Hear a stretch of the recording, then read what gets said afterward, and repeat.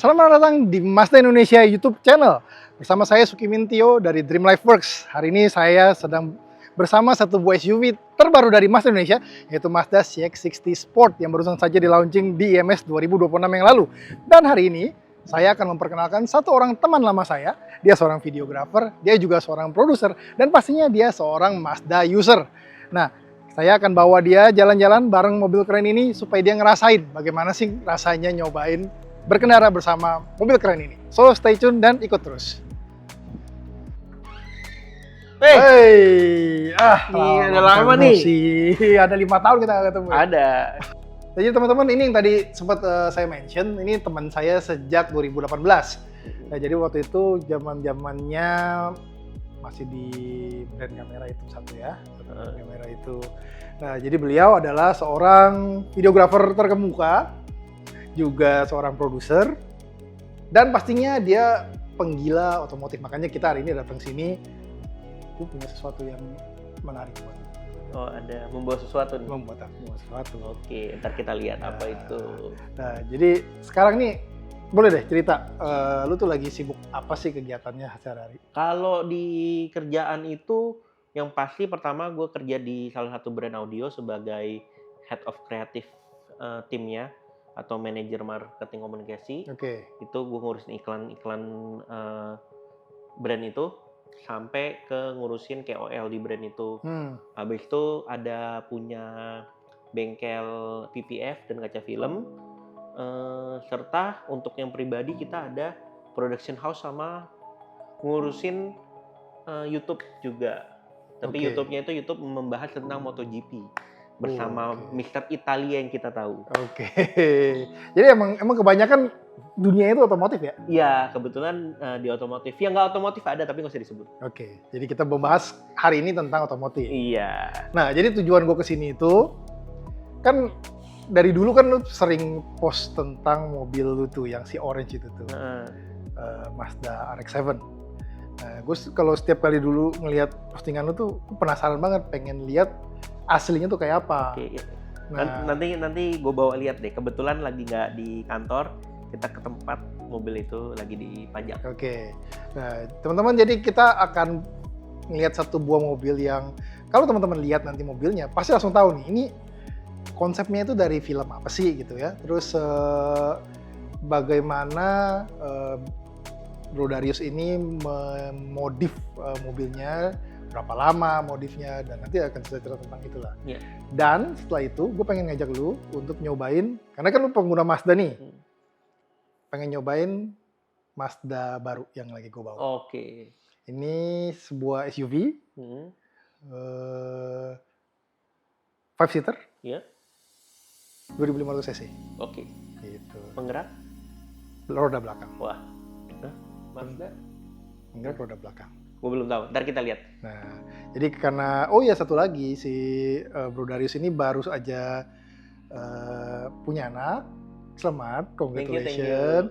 Nah, jadi kalau punya baby kan nggak mungkin nih naik RX-7, kayaknya mobil yang gue bawa ini bisa cocok. Oke, nah gue makin penasaran, ntar kita bakal lihat. Iya, jadi kita gas ke tempat mobil? Yuk kita lihat si Oren dulu. Oke.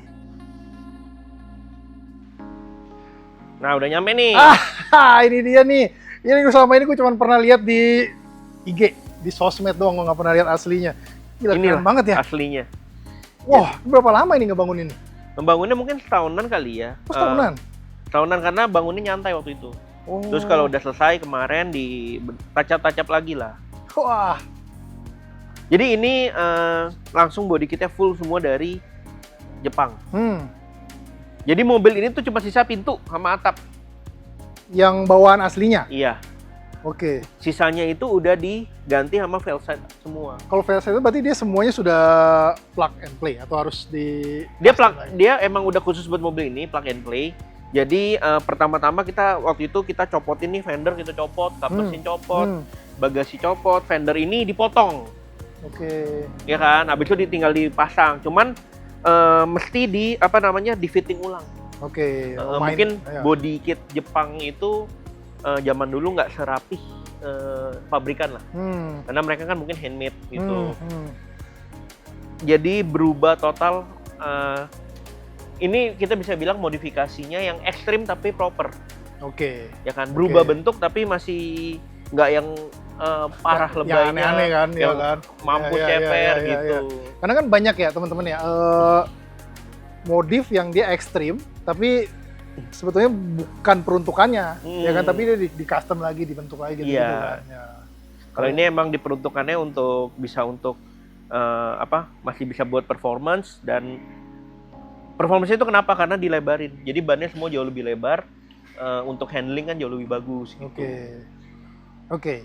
Nextnya gue mau lihat interior, habis itu gue mau izin foto mobilnya. Boleh. Interiornya kita lihat. Buka ya. Yoi. Handle-nya yang dulu tuh di atas. Wah, ini handle zaman dulu nih, legend. Boleh masuk? Boleh, masuk. Oke. Joknya mundurin dulu. Oh, jadi gini nih. Rasanya nyetir mobil Fast and Furious Tokyo Drift. Jujur lumayan sempit kan? Sempit ya, iya. Dan dia oriented to driving, to driver. Ininya semua madep ke sini ya, ke driver. Oke, wow. Jadi ini bisa dibilang interiornya standar lah. Cuman ganti setir, jok juga masih standar. Oke. Wah, ini pasti keren banget nih kalau kita foto nanti.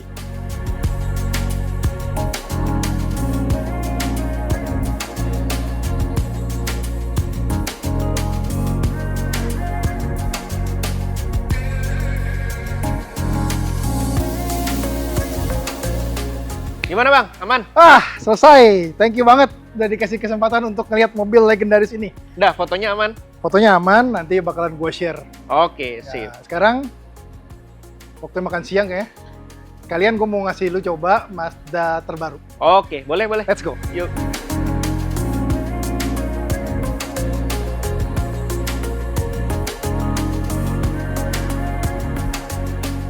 Oke, jadi kita sudah ada di dalam Mazda CX-60 nih bersama Darius. Nah, ini yang tadi gue sempet mention nih, surprise yang gue bawa buat lu nih. Jadi gue pengen ngasih lu experience untuk nyobain mobil Mazda yang terbaru. Nah, jadi silakan lu rasain dulu kayak apa, nanti kita ngobrol lagi.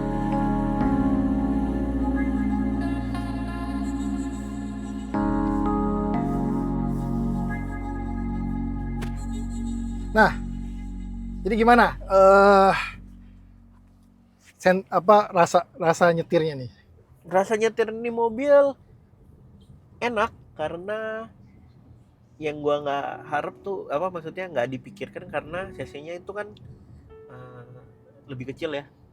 Yang ini? Iya. Ya, yang ini 2500 cc.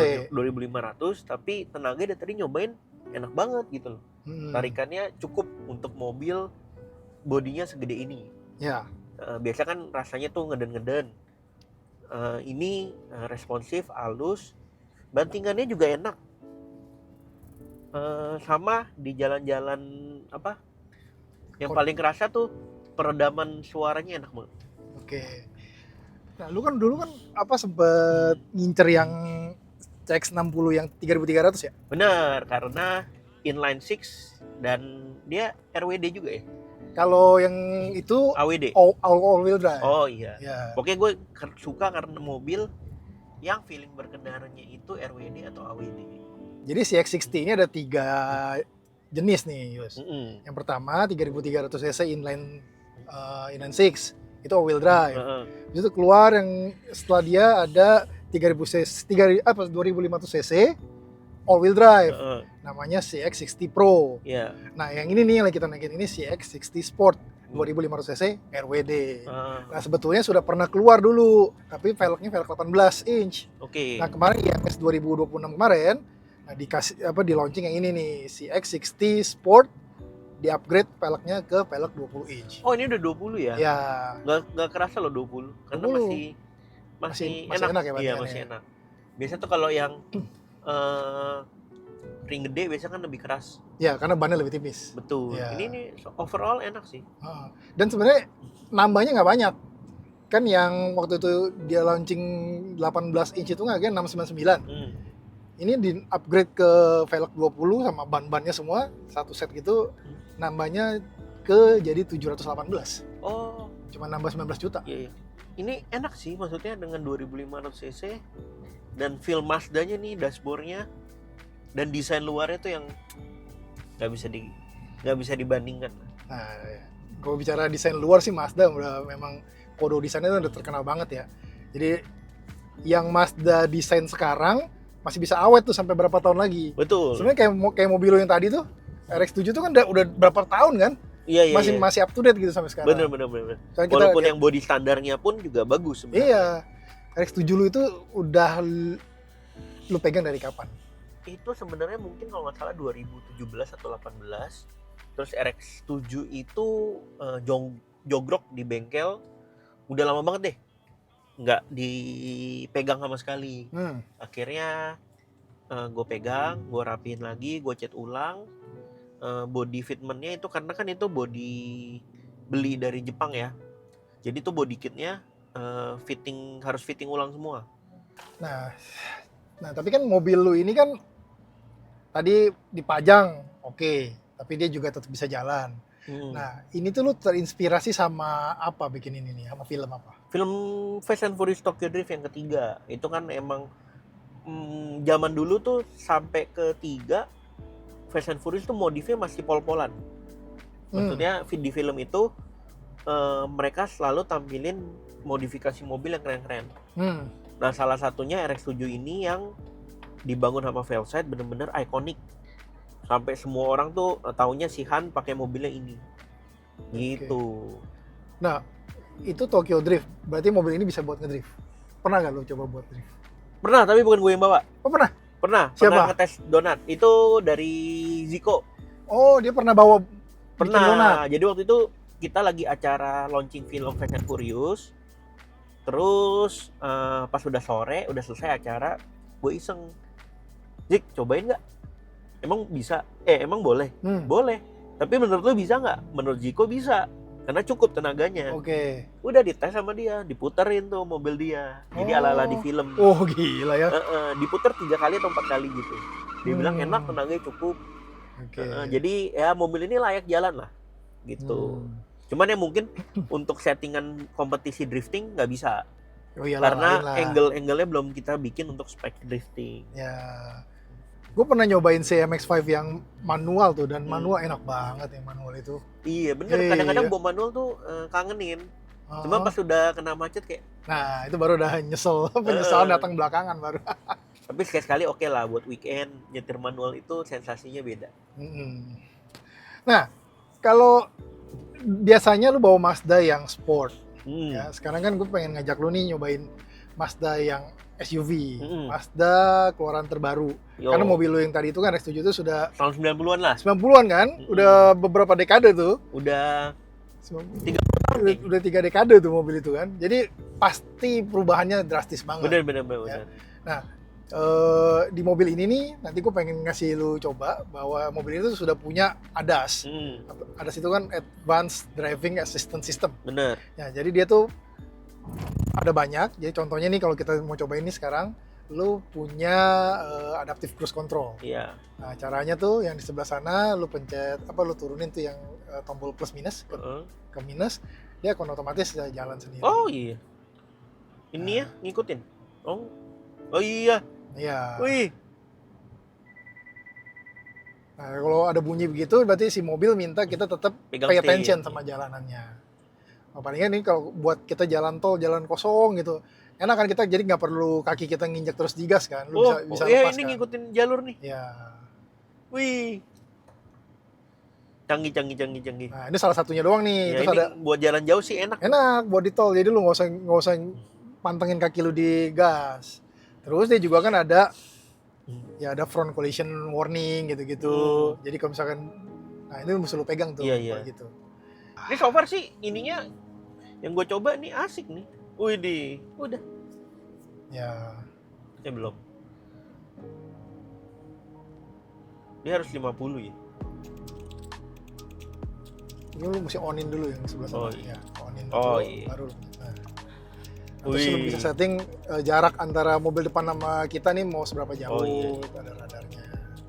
Wah, canggih nih. Asik sih, tenaga enak. looks cakep, dikendarain enak, fitur safety-nya juga enak. Ini juga ngerem sendiri tuh, ada truk. Ya barusan ya ngerem Iya. sendiri. Iya. Seru nih mobil. Ya. Terus misalnya kita parking nih, kemarin gue pernah ngalamin gue parkir, gue nggak lihat tuh ada tong sampah di bagian belakang bawah. Nah si mobil ini ngelihat ada tong sampah itu dia bantuin kita ngerem. Jadi nggak bisa digas. Iya. Gitu. Nah, jadi ya menurut gua ya kalau lu sekarang udah punya anak lagi kan, tidak mungkin lagi kan lu pakai mobil sport lagi kalau jalan-jalan sama anak lu. Nggak mungkin, ya kan? kecuali berdua sama anak-anak. Berdua sama anak lu bisa Iya. nanti, iya. Nah ya SUV ini gua rasa sih cocok lah buat Iya. yang keluarga baru gitu kan. Ini asik. Oh, dan harganya beda jauh sama yang 3,3, harusnya worth to buy sih. Banget. Karena menurut gua Mazda semua tuh enak dibawa. Enak dilihat, enak dibawa. Oke. Nah, kita sudah hampir sampai di restoran tempat kita makan siang. Jadi kita lanjut ngobrol lagi nanti di restoran. Akhirnya selesai kita. Yoi. Jadi kita ngopi-ngopi dulu. Ini lagi di IMX Hub, teman-teman, di Bandung. Di IMX Hub ini tempat apa sih? Ini kafe, tapi temanya itu mobil, tapi bukan mobil biasa. Oh. Isinya mobil-mobil yang udah dimodifikasi, yang dipajang di sini. Dan mereka biasanya rolling, mobilnya ganti-ganti terus. Oke. IMX Hub ini sama yang bikin event IMX itu? Sama. Oke. Jadi ini kayak ibarat kafenya lah di Bandung. Oke. Ya. So, thank you Darius tadi sudah ngasih kesempatan motret mobil legendarisnya. Welcome, sama-sama. Ya. Enjoy, itu mobil biar dinikmatin di foto-foto aja. Terus tadi juga udah nyobain kan si CX-60 kan? Yes. Ya semoga suka. Basically, yang tadi gue bilang, dari dulu gue udah suka, cuman tinggal tunggu waktu. Kan kalau kita ngelihat perkembangan Mazda tuh yang tadi gue tanya, dari zamannya RX-7, dia ke RX-8, terus Mazda zaman gue SMA mungkin Mazda 3 tuh, Mazda 5, mulai ke CX-5. Nah sekarang tuh kita lihat kan model dia dari zaman tahun 2000-an emang desainnya udah melebihi generasinya lah, umurnya gitu loh. Jadi tahun 2000 awet buat berapa tahun lagi ke depan? tahun ke depan. Dan sekarang kayak tadi CX-60 juga, wow, itu desainnya menurut gua bisa dibilang timeless dan futuristik. Nah, teman, memang kalau diperhatiin kayaknya si Mazda ini fokus banyak di SUV sih. Kan sekarang kan model-modelnya kalau yang pure sedan itu apa? Mazda Terakhir kan Mazda 6. Mazda 6 saja Ya kayaknya. kan? Mazda 3 6. kan hatchback yang masuk di sini. Ada yang wagon kan? Iya, wagon. 6 wagon sama 6 sedan. Iya. Ini RX-7 kan udah lama nih ya lu pegang ya. Bakalan ada Mazda apa lagi di sini? Kemungkinan besar kalau yang baru itu mungkin kemungkinan besar si CX-60 ini. Oh, oke. Tapi kalau buat mainan mungkin RX-8. Nggak jauh-jauh ya. Dia emang kalau nggak RX-7, RX-8. Ya walaupun RX-8 agak sedikit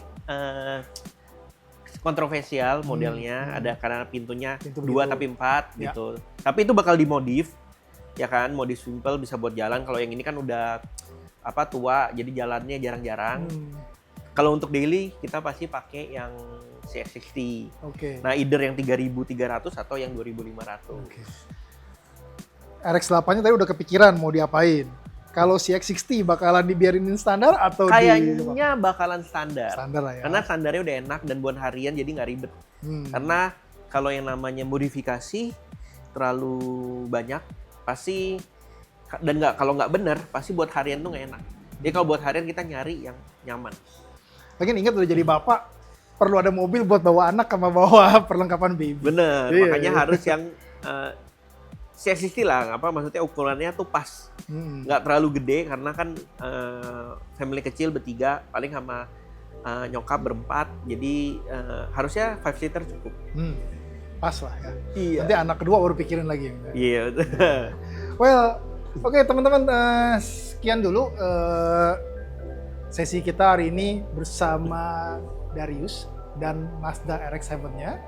Sampai ketemu lagi di sesi selanjutnya. Ciao.